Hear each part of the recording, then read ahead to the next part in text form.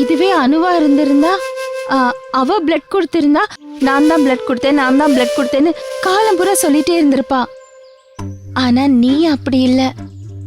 நீ அத்தைக்கு பிளட் கொடுத்துட்டு இங்க கோவில்ல வந்து மெடிடேஷன் பண்ணிக்கிட்டு இருக்க.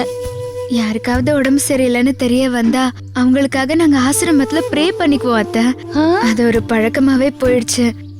மெடிசனை விட மெடிடேஷனுக்கு பவர் ஜாஸ்தி அத்தை. பாட்டி நல்லவங்க அத்தை, அவங்க நல்லா இருக்கணும். என்னத்த அப்படி பாக்குறீங்க? ரோஜா, நீ எங்கிருந்தோ வெளியில இருந்து வந்தவன்னு எங்க வீட்டுல நிறைய பேர் பேசியிருக்காங்க.